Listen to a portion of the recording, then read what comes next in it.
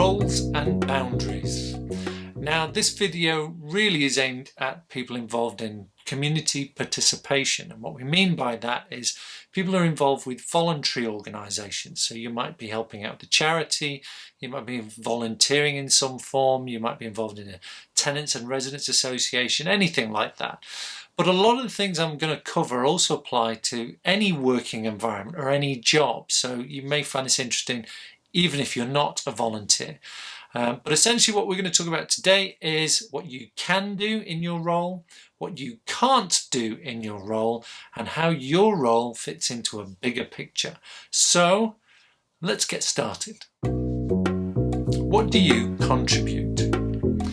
It's important you understand how your work fits into the bigger picture. So there are two questions you really need to ask yourself. Firstly, what do you contribute to your organisation? And secondly, what does your organisation contribute to the community? The answers to those questions should give you a greater sense of self-worth and a greater sense of achievement in whatever it is that you're doing. Many years ago, when I was a small boy in the days of the Apollo space program, somebody asked the guy who was sweeping the floor, "What do you do?" And his answer was, "I helped to put a man on the moon." And that's important because what he's recognizing there is whatever you do, if you're involved, you're helping to achieve that end result. So obviously, I'm guessing most of you aren't helping to put a man on the moon, but if you're involved in voluntary work, or you're involved in a tenants residents association, or wherever you work, you play a small part in a much bigger activity. And you need to understand what that bigger activity is. It should give you a much better sense of self-worth and of achievement, that you're not just doing your little bit, you're part of a bigger thing having a much bigger positive impact in the community. Secondly though, if you want to progress in that work, then you have to understand what's going on around you, so it's important for that too. So don't forget those two questions. What do you contribute to your organisation, and what does your organisation contribute to the community at large? Eyes and ears. Now this is a concept that came out many years ago, and essentially it goes like this. If you work in a community in whatever role, you should not be going into that community just focused on your work, on your role. So for example, if I am a health worker and I go into a community to do health work, I should not just be looking at health problems. Now that doesn't mean that all of a sudden everything is your responsibility. What it means is that if you notice things, if you see things that need addressing or dealing with or reporting, then you don't ignore them. And that's important because if you think about all the different people that go into communities, whether they work for the council or the police or in education or healthcare or whatever, all the information that they must pick up about that community and how useful that is to different agencies, if they ignore it, it's wasted. It's a wasted resource, it's wasted information. Now that doesn't mean if you see something, all of a sudden it's your problem. It just means tell someone, pass it on. If you see something, and if it's nothing to do with you, but you think that's important, or you think that's an issue that needs addressing, let somebody know. Everyone who goes into the community should be the eyes and ears of that community, sharing information and working together. This is even more important once you get into the realms of things like safeguarding, which is about protecting vulnerable adults and children. Then there are actual procedures and protocols for that which you have to follow. But even on a much smaller scale, if you see something's broken or vandalism or something needs fixing or there's a policing issue that needs to be addressed or whatever it is, if you pick up this information just from your time in the community, you shouldn't waste it. You should share it with the people who need to know. What skills do you need? It's very often when I talk to people who work in communities or in voluntary organisations, when I ask them, how did you get this role, for them to say to me, well, nobody else would do it. And I think that's a shame that we sometimes downplay how good we are, because I come across people all the time who work for nothing. They work for voluntary organisations or campaigns or projects or TRAs or committees, and they display a wide variety of skills that are really valuable in the workplace and would be paid quite a decent salary, you know. So it's a useful exercise, I think, for your own self-esteem, but also for your own development, to ask yourself, what skills do I need to be good at this role? Write them down, okay? Now, maybe you've already got them, maybe you haven't got them, and there are always things we haven't got. There are always what we call skills gaps that we've all got. Or maybe you've got them and you just want to develop them a bit further. They're not where you think they should be. Whatever it is, have a think. Write down what you think the skills are you need to develop. Once you've got that, the good news is we've done other videos on a lot of the things that we're talking about. So we've done videos on working with other people. We've done videos on communication skills. We've done videos on problem solving. So check out our videos. But that's just a starting point. Look at, do you need to spend time with people who are good at those skills? You've got a mentor you could find. Is there a course or some training you could go on? If you're in the Stockport area, talk to me about courses. That's my job.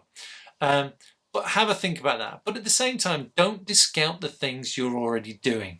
I meet people all the time working in voluntary roles who show great communication skills, great negotiation skills, great leadership, great team working skills, great problem solving, all sorts of wide variety of skills. And these are really valuable assets that shouldn't be ignored.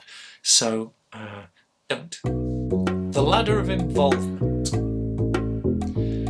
Now, this is a concept that can look a bit complicated when you first see it, but relax. All I want you to really understand here is not the details, but the underlying basic principle, and it goes like this. The ladder of involvement is an illustration of what really you should be aiming for when you work with a community group, or in a community, let's say. Let's say you're working with a group of people to try and get something off the ground, to try and help that community. Then you start at the bottom of the ladder. And what the ladder of involvement says is that at the bottom of the ladder, you will be doing most of the work because you're the person with the expertise, you're the person with the resources. So you're going to be helping the community, but you're really going to be doing most of the work to begin with. But as you work your way up the ladder, what we're aiming for at the top is that the community take over that activity and you're doing very little, if anything. You are able to back away and leave it with the community.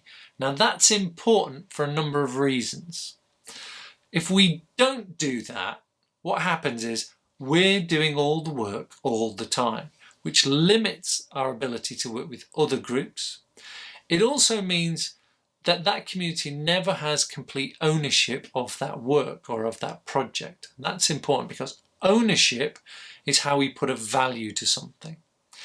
If someone comes in and does something for somebody else, that's good, but it's never as good as if someone does it for themselves, if they own it.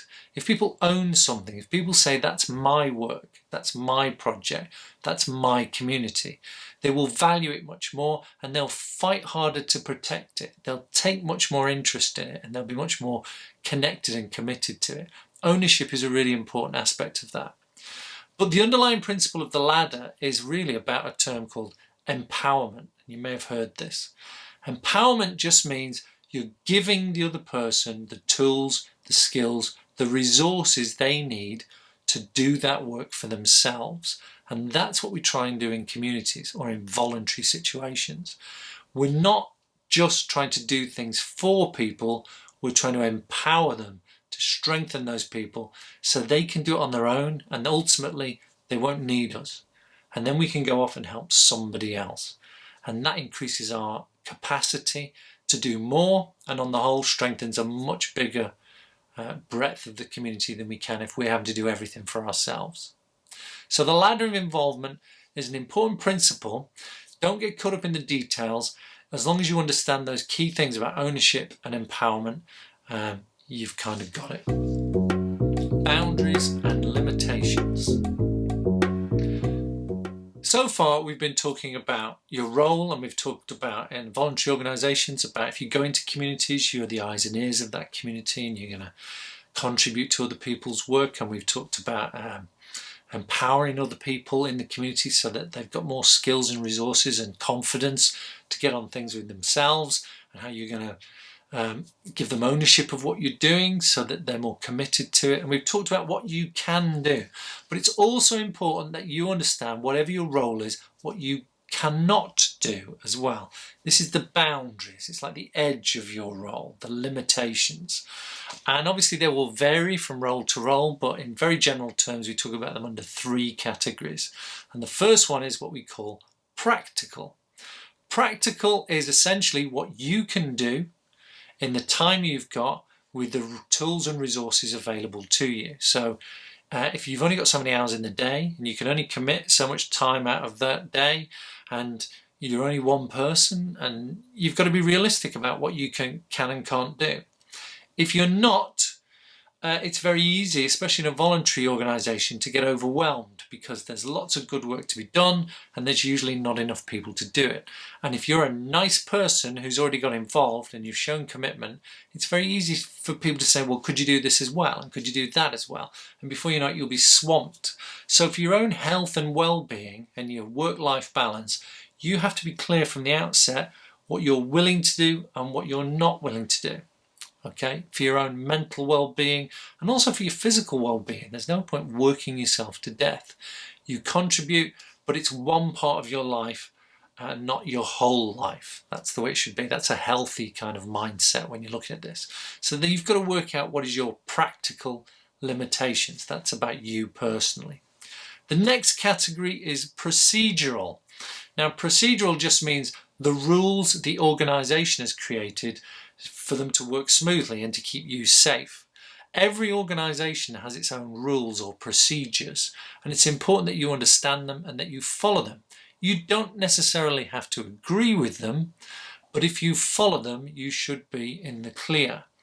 If you decide to step outside of those procedures, if you say, well, I know it says I should do this, but I don't agree with that, I'm going to do something different, well, then you're taking a risk, because if that then goes wrong, the whole weight of that situation falls on your shoulders, because people will say, look at everything that went wrong. Did you follow the rules? And if you can't say yes, if you say, no, I didn't, then you're responsible in some level. And that's not a good place to be. So my advice to you is follow the rules and procedures. Even if you're not happy with them, they're there for a reason. Often they're more often there to protect you and protect the greater organisation and their reputation. So they're worth understanding before you get started. The last category is legal. It's the law.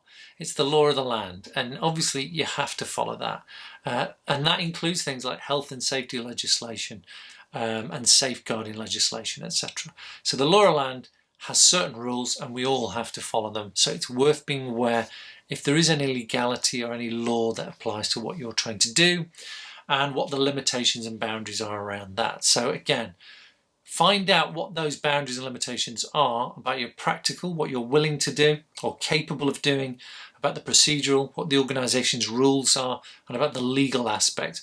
Legally, under law, what are the things that you can do and what are the things that you've got to be careful that you don't do. So there you have it. We've looked at what you contribute, what your organisations contribute, the eyes and ears principle, the ladder of involvement, what skills are involved in community participation, and we've looked at your boundaries and limitations, what you can and can't do. And you may say to yourself, why do I need to know all this if I'm just going to be doing this little role over here? I think it's important for you to understand how your little role fits in to the bigger picture, and hopefully that gives you a greater sense of value to what you do. There are no little roles. Whatever you're doing, it's an important and valuable part of that organisation. So understand that and be proud of that. So I hope that was interesting to you. Obviously, we've raced through that at a pace to keep the video nice and short. There's a lot more to this, which you can go and check out for yourselves. If you are in a voluntary organisation or contributing to a community, then good on you. We need more people like you. I love working with volunteers because they are generally brilliant people. So I hope you found that interesting and I hope you found that useful. Until next time I see you, stay safe and goodbye.